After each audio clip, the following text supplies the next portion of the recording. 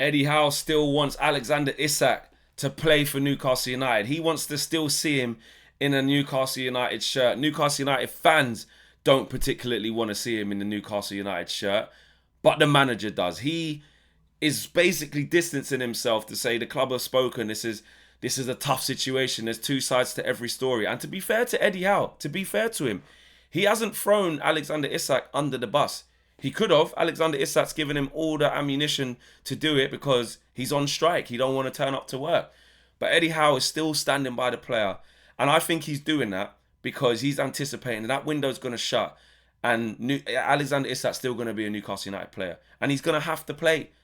He's calling the bluff. He's going to have to play. Now, how does that make fans feel? Listen, when players score goals and win football matches, fans will change their opinion. The love won't be the same. The love won't be the same. But if he comes back to work and they can see that he's putting a shift in because it's not the fans' fault, like he said, he still loves the fans, etc., etc. This is just something personal that he's got to sort out with the club. If he comes back and demonstrates that, trust me, football fans, we're fickle, yeah? I'm not saying we're going to forget, you know what I mean, but we can forgive.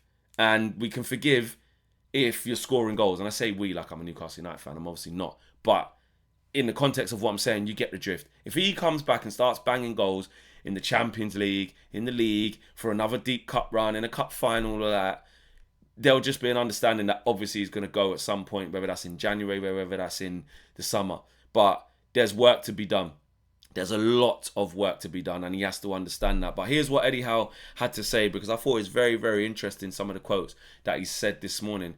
He said, "My preference is it doesn't play out publicly. Everything is better behind closed doors, but needs must. The club has spoken, and probably justifiably so in that moment," which I think everybody agrees with that. Alexander Isak went so public on the night of the PFA Awards that the club had to say something back. They had to. And they were strong in what they said and correct in what they said. He also, this is the interesting bit, he also goes on to say, "Alex is contracted to us, facts. My wish is he would be playing on Monday night with us, but he won't be. That's regrettable." And then this is the line, "I 100% want to see him in a Newcastle United shirt. I want him back. I want to see him playing for us. My wish is that he'll be playing on Monday night. But obviously with what's been happening is that it's not. I still want him at this club." Eddie Howe isn't really on this, which I thought he would have been a bit more on, that he wants to leave, so F him, see you later. I don't want people who don't want to be here, so he can go. He's still backing up the club's statement of, mate, when you're finished with this thing, i.e. understanding that we're not letting you go, you're welcome to come back to our family. So it's, as you would expect, is singing off the same hymn sheet as the club statement, which he has to. He's the manager. He said, "I haven't seen him this week. I saw him last week. When I see him, we speak as normal. There are no issues there between us. It's a difficult situation from both sides. It's far from ideal for both parties. Alex is training later on and detached from the group. We will catch up at some stage." And I think this is this is kind of normal in these situations where usually the managers, near enough every time, apart from like back in Sir Alex's day when, you know, the managers had a lot more say over what happens. A lot of the managers now, or even head coaches, they don't get involved in contracts. They don't really get involved when the hierarchy says, this player's gone, we're selling him, or this player wants to leave and we're not letting him go. So just so you know, we ain't selling him, so you're not getting more money to spend on X, Y, Z. You're not getting a replacement because we're not selling him. Like Eddie Howe is seeming like he's not getting involved with that. And it also seems like Alexander Isak is not getting involved with that with Eddie Howe, i.e., it's not going to be Eddie Howe, it seems, who's the person who's told Alexander Isak he can leave. It's the people who make the decisions, because Eddie Howe doesn't have that power. Eddie Howe doesn't have the power to say, "I tell you what, we'll let you go if this bid comes in." That's not the manager's remit. The manager's remit is to get the best out of the players he's got, and on the training ground, do what he needs to do and establish the relationship and withhold the relationship with the players so they buy into achieving their goals and aims and ambitions for the whole season. Obviously, the manager has say of who comes to the club and VO, and things get run by the manager. You can't just keep giving the manager / head coach players that don't fit his system or players he definitely doesn't want. But final say on things like who leaves and who goes and for how much money and contracts. Even when it's signing new contracts or contract renewals, it's not to do with the manager. So I'm not actually surprised to see Eddie Howe say, "Me and him are cool. Like, we don't have no issues. Like, this is something that he's got to sort out with the people upstairs. The people upstairs are above the manager. Like I said, apart from when it was like Sir Alex and stuff, like when it's David Gill or Peter Kenyon and things like that, different type of thing. Sir Alex rules everything. Probably different when Arsene Wenger had Arsenal, you know, when he was the main man. A lot goes through him, but there's very, very few clubs where that happens, especially in the modern day game. It don't happen, especially with even the title of these guys. A lot of them are just, like you said, it's called head coaches. You come here, you work with the players, we'll tell you what's going on with said contract. You can request, you can say, I think we should tie this guy down to a new deal, man. He can go to the hierarchy, the Saudi hierarchy at Newcastle and say, I really think we need to give Alex a new contract. The numbers of what that is nothing to do with me. That's between the agent and the club. So, look, Eddie Howe wants him to come back. Eddie Howe is saying that the path is clear, like the club has said the path is clear.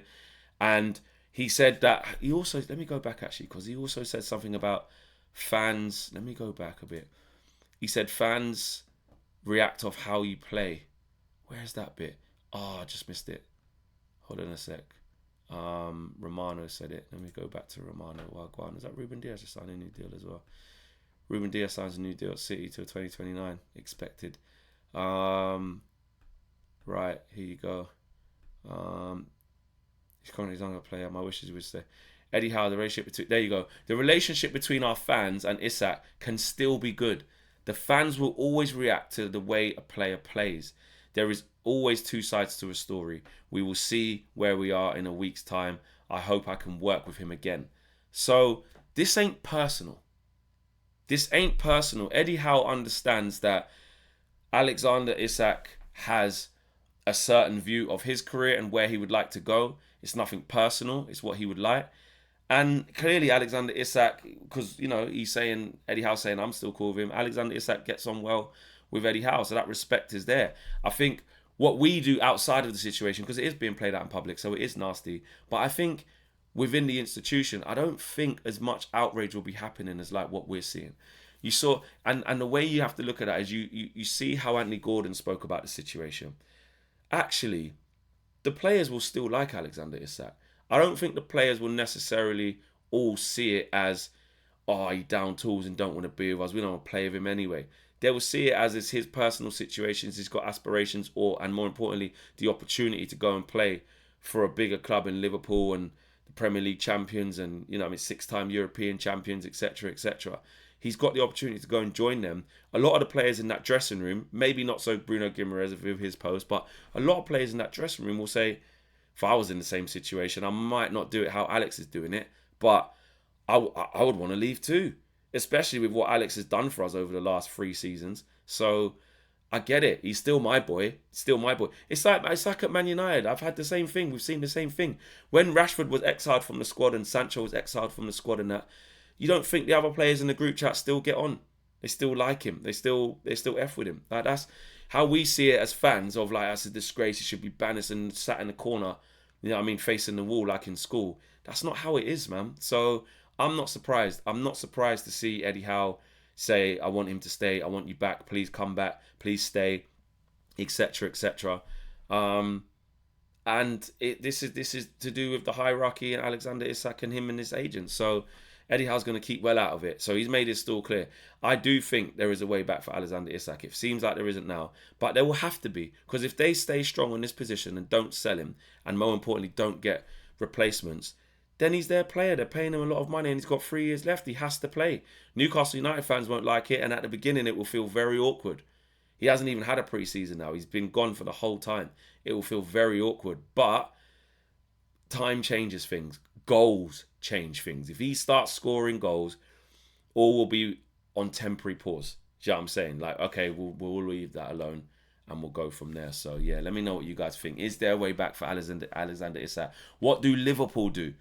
Are they waiting to pounce on this? Are they waiting for a second bid? What are they waiting to do? Let me know in the chat, guys. I'm out of here. Smash a like on the video. Subscribe to Football Flex if you haven't done so already. I'll be doing a watch along as well for Liverpool against Newcastle. Flex solo stream. Got to be doing that. You cannot miss that game. There's a lot of need on that game. I'll be on that as well. So take care. I'm out of here. Peace.